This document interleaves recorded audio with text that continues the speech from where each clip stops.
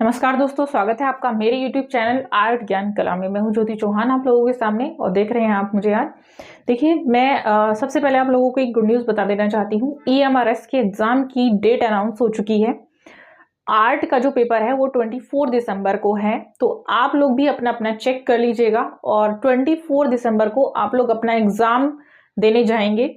अपनी अपनी प्रिपरेशन बहुत अच्छे से करिएगा। जो भी जहां डाउट है उसके लिए आप बोल सकते हैं। मेरा प्रैक्टिस सेट्स बैच भी आप ज्वाइन कर सकते हैं बड़े रीजनेबल प्राइस में अगर आप चाहें तो।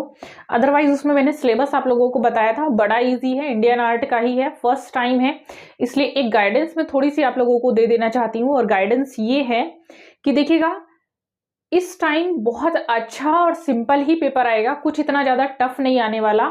तो मैं यही कहूँगी कि आप लोग अगर इस टाइम उसको क्लियर कर लेंगे फर्स्ट टाइम में ही, बहुत अच्छा रहेगा। बहुत अच्छा मौका आप लोगों के पास है, बहुत अच्छी अपॉर्चुनिटीज़ है कि इसमें इंडियन आर्ट में सीधे से सिंपल से क्वेश्चंस आएंगे। इंडियन आर्ट के जितने भी क्वेश्चन पेपर हैं आप लोग उनको ट्राई करिएगा, उनको सॉल्व करिएगा। इसके लिए मैं थोड़ा सा गाइडेंस आप लोगों को दे देती हूँ। देखिएगा, जैसे KBS के जो पेपर होते हैं उनमें वेस्टर्न नहीं आता है, सेम सिलेबस बिल्कुल यही होता है उसका भी, ये भी वही सिलेबस है। NBS के पेपर सॉल्व करिएगा आप, यूपी के करिएगा, यूपी TGT के करिएगा, आप दिल्ली में TGT के करिएगा, DSSB TGT के करिएगा। तो इस लेवल की प्रिपरेशन करने के लिए आपको TGT के भी ही पेपर सॉल्व करने की जरूरत है।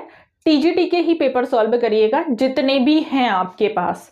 यूपी के मिल जाए आपको, DSSP है जो मैं बता चुकी हूं अभी, यही करिएगा। वेस्टर्न बिल्कुल नहीं है आपके में। वास्तुकला को पूछा गया है, वास्तुकला से रिलेटेड क्या करेंगे, पहले अच्छे से जितना भी जो भी वास्तुकला दे रखा है, जो भी टॉपिक्स आप लोगों को दे रखे हैं, सबसे मेन है इसके लिए सिलेबस। आपका जो भी सिलेबस है आप उसको पहले अच्छे से पढ़ लीजिएगा, उसमें क्या क्या चीजें दी गई हैं, क्या क्या चीजें पूछी गई हैं, उनसे रिलेटेड ही क्वेश्चन आएगा, उनसे रिलेटेड क्या क्या क्वेश्चन आ सकता है, उन सबको ही पहले शॉर्ट आउट करेंगे। उसके बाद आप लोग क्वेश्चन को टच करेंगे तो बहुत अच्छी प्रिपरेशन हो जाएगी।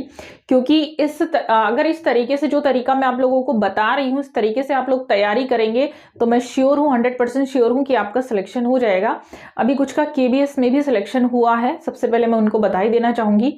तो कॉन्ग्रेचुलेशन ऑफ ऑल एस्पायरेंट्स जिनका KBS में सिलेक्शन हो चुका है। मेरे पास काफी लोगों की जो है कॉल्स आए हैं कि YouTube के माध्यम से, उनका आर्ट ज्ञान कला के माध्यम से, उनका शॉर्ट नोट के माध्यम से उनका सिलेक्शन हो गया, उनको वो काफ़ी हेल्पफुल रहा।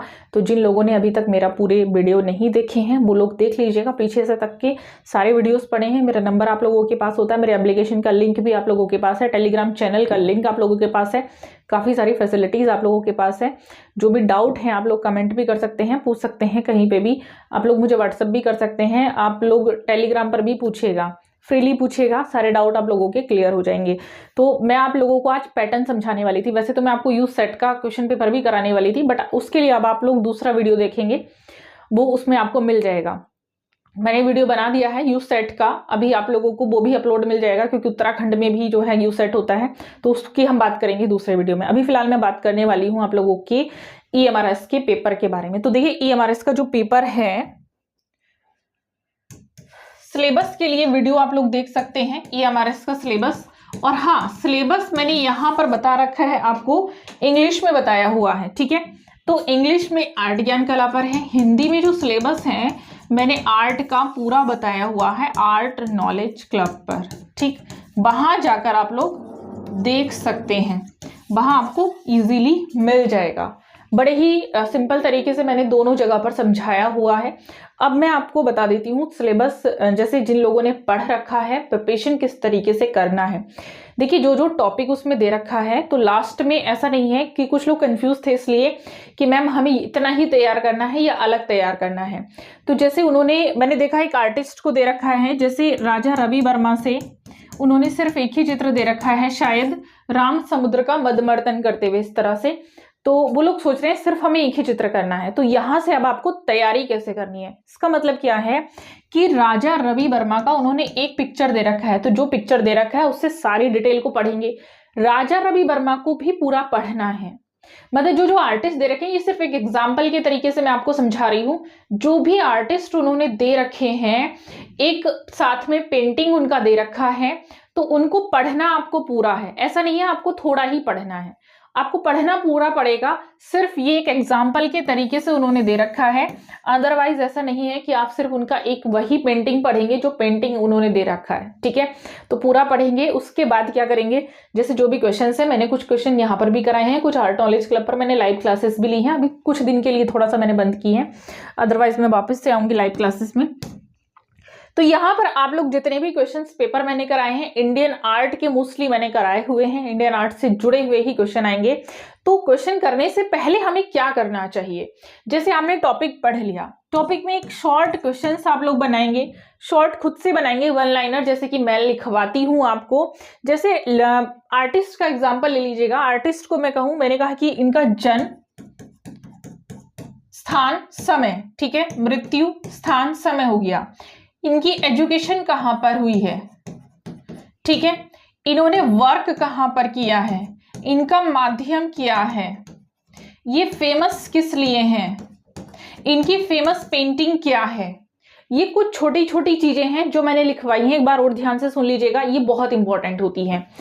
एक, जन्म स्थान, जन्म का समय विद डेट, जैसे 14 जून है तो वो भी मेंशन करनी है आपको, ठीक है, विद डेट मेंशन करनी है, एग्जैक्ट प्लेस मेंशन करना है, प्लेस में क्या क्या चीजें हो सकती हैं, जैसे अगर हम कहें यूपी में कहाँ, कौन सा प्लेस, कौन सी जगह, वो चीज भी आप लोगों को ध्यान रखनी है, ठीक है। ये चीजें हो गई। दूसरी चीज क्या है, इसके बाद मृत्यु का प्लेस, मृत्यु का एग्जैक्ट डेट क्या है, वो भी आप लोगों को लर्न करना है। सेकंड है, इनकी एजुकेशन कहाँ से हुई है, स्पेशली आर्ट की एजुकेशन, उनकी फेमस, वो फेमस किस लिए हैं, वो जिस चीज में फेमस है वो एजुकेशन उन्होंने कहाँ से ली है, उस पर किसका प्रभाव है, उनके गुरु कौन है, ये भी आप लोगों को ध्यान रखना, उन्होंने वर्क कहाँ किया है, किस मीडियम में वर्क किया है, उनकी फेमस पेंटिंग कौन कौन सी है, ठीक है। ये कुछ चीजें आर्टिस्ट के लिए मेन है जो मायने रखती हैं, तो ये थोड़ा सा आप लोगों को ध्यान रखनी है, ठीक है।